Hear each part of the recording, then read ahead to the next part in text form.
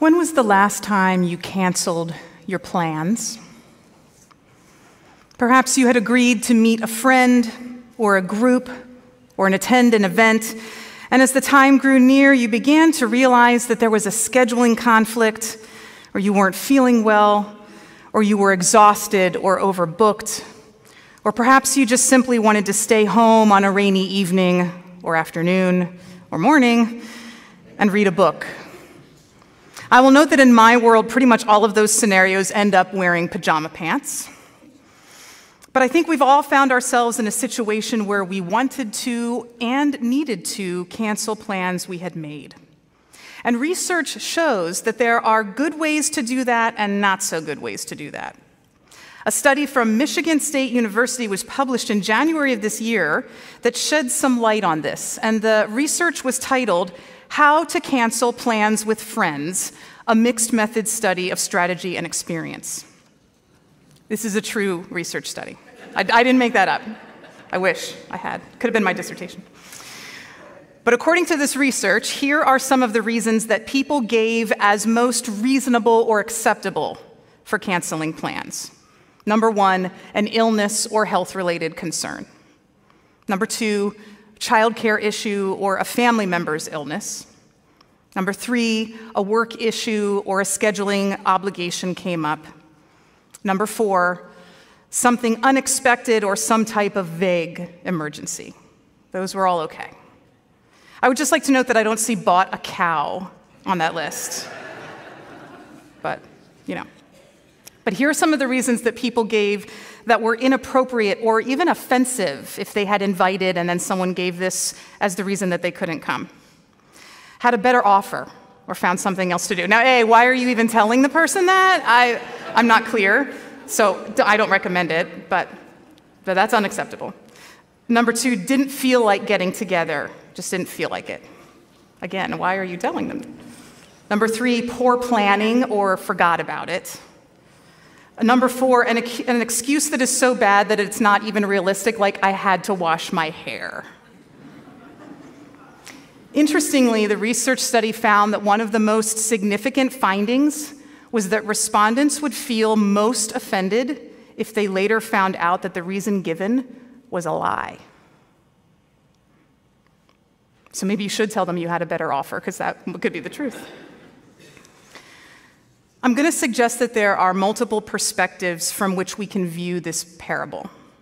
This morning, I'm going to offer thoughts on two.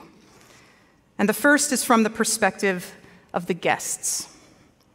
If this study had been done, the canceling why you would cancel plans study, in the context of Luke chapter 14 in the first century, I think we would find that the excuses that were given in the text would probably fall in the acceptable category. Last week, I shared about the cultural expectations of seeking honor and social favor and how critical that was to social status and success. A purchase of land or a farm, the excuse given by the first guest, seems to indicate an investment that will provide security and stability for the guest, for their family, for many generations to come. That was important to the social hierarchy of the context of the hearers.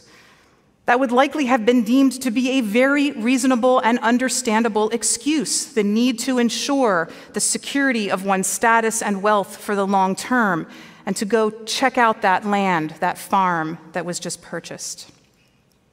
The second guest's excuse, that the guest had just bought not one, not two, but 5 teams of oxen, which is probably more like at least 10 actual oxen, is significant and also an indicator of wealth and status and prestige. Most farmers would maybe have 1 or 2 teams of oxen. To have 5, well, that's impressive. Obviously, you'd have to go check them out, make sure they're healthy, and this would also have probably been understood as an appropriate reason to back out. The third guest's excuse, that the guest had just been married, also might have been understandable. Family connections and marital relationships were valued and respected in first century society, and so to prioritize them was logical and honorable, and the excuse would have made sense. So all three of these reasons for sending regrets would have likely been at the top of the survey of acceptable excuses for canceling plans in a first-century version. They're all valid and reasonable and help us understand why the invitation was denied. But because all of these guests send their regrets, we're left with a pretty upset host who probably has food getting cold and a whole bunch of empty seats. So the host does the unthinkable, sends the servant out to invite others instead, to replace those original guests. And these are not the same type of guests. The new guests are the poor, crippled, blind, and lame, found out in the city somewhere, in the streets, even the side streets. And when that isn't enough to fill the table, the host sends the servant even further away from the home into the highways and the back alleys to find anyone who will come to fill the house with guests. When the original honorable guests find that the things of the world are more important than this special invitation, the host goes to the outsiders, the ones who don't fit in, those who have been ignored, sidelined, othered, those in need, those who are low in status and prestige and don't usually have an opportunity to benefit from the connections and honor of society. And here they are now, filling not just the table anymore, but the house of the wealthy host. It goes right along with the ideas from the previous parable that we looked at last week, that those who lift themselves up will be brought low, and those who make themselves low will be lifted up.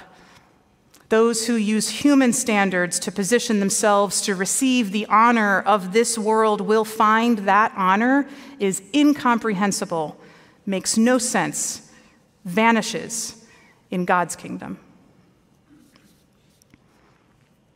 This parable is often viewed from an eschatological perspective, or the perspective of the end times, what will happen in life beyond this earthly life.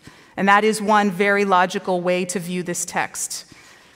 Also, Luke's repeated focus on economy and social relationships seems to make it clear that it's also important to view this parable in terms of how it applies to practical day-to-day life for the hearer or the reader.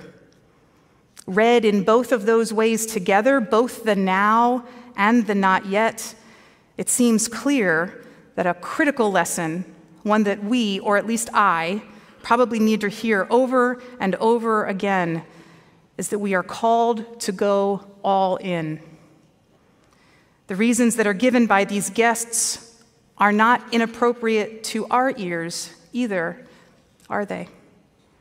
For the culture of this time, first century, and the culture of this time, our time, these are valued priorities. But we are called to shed our need for the security found in earthly things, such as the land that prevented the first guest from attending. We are called to humble ourselves, to give up a drive for prestige, such as the wealthy show of owning 5 pairs of oxen, which prevented the second guest from attending. We are called to minimize our dependence on earthly relationships and entanglements when the relationship with Jesus calls us even closer, such as the new marriage that prevented the third guest from attending. In fact, Jesus' words that follow this parable include the verse, "Whoever comes to me and doesn't hate father and mother, spouse and children and brothers and sisters cannot be my disciple," indicating that family is redefined in this new kingdom of which Jesus speaks. Part of our vision as we planned this Bigger Table series was to consider how each of us finds deeper belonging and connection in this faith community. Being part of a community requires commitment, a total commitment, a commitment that we are honestly not confronted with terribly often. going all in. If we strip away the security and the prestige and the family connections, social connections that are designed to increase our personal honor and status, what is left? Maybe instead of all in, I should have said all out. What is left when we take out those things, the things that give us comfort and pride and external validation? When we take away the things that group us and mark us and rank us and that we think give us value, what remains? Our real, authentic selves, with our scars and our beauty, our hurts and our strengths, our doubts and our wisdom, our rawness and our realness. Those are the things that allow us to truly relate to everyone who sits at this bigger table. And when we shed all that other stuff, we become able to join those who are brought into the banquet. When we go all in, not only is our schedule suddenly freed to RSVP a yes, but we actually want to be at this table together, and we want to linger at this table together with those who are already here and those who continue to join as each day brings new invitation. One last observation. I told you I wanted to look at this parable from two perspectives. Most of the time that I was reading the story, I was putting us in the position of the original guests. Which guests are we?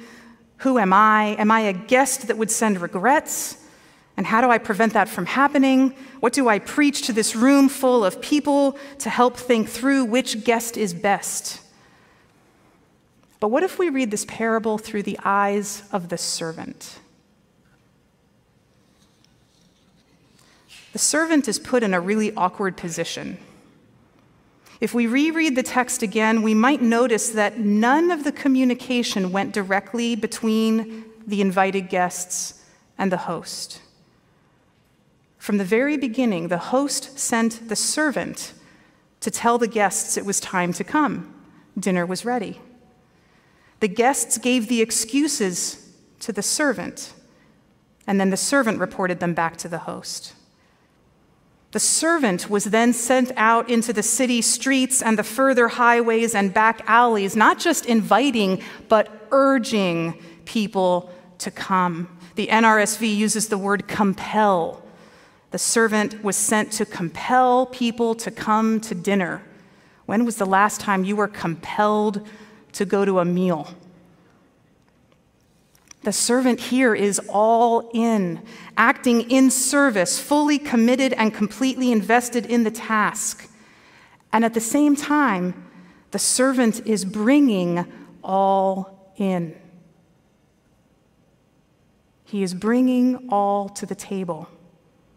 The command is given, but the servant is the one who actually acts on it. The servant is the one who actually goes out and talks to the newly invited guests, meets them where they are, encourages them to join, as skeptical and puzzled as they may be, as misfitty and mismatchy as they may be, as unclear as they may be about why they are being compelled to come to this dinner. In what ways do we, should we, could we embody the perspective of the servant? How are we to carry out this invitation to the dinner table, offering lives that emulate the fruits of the Spirit, demonstrating that there is another flavor to this Christianity thing? I don't know if the table we're invited to fill is the dinner table in our home, or some massive setup in the fellowship hall downstairs, or some gigantic extended table with 1,000 leaves out in a field somewhere, or any number of spaces where we have the opportunity to interact with the massive diversity of human existence. I don't know what the table will look like in the life after this life. But it seems clear that we are to bring all in. And I think in order to do that, we have to be all in. Parables often have multiple meanings. I don't think this one is any different. Let's not allow the possibilities to paralyze us from the potential. What small step can we take today to be more all in, more committed to the way of Jesus individually and as part of this very special community, more committed to showing up at the bigger table and urging others, compelling others to join us? What nudge have you noticed? What whisper have you been hearing? What prompting might God be putting right in front of you? Who are the people, the person, that we are each uniquely positioned to invite in, to urge, to compel to this love feast of life? How are we being compelled to go all in? May it be so.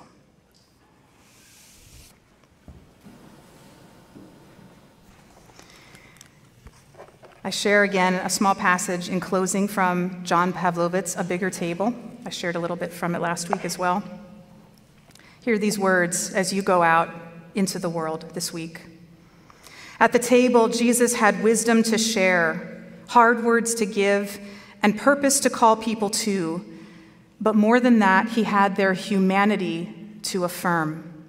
He allowed them the dignity of being seen and heard and known. Imagine what it would be like if we oriented ourselves around that pursuit, if we had no other agenda than walking alongside people, sharing the view of God from where we stand, not needing them to see what we see or believe what we believe, but to encounter Jesus in our very flesh. May you encounter in the week ahead. Amen.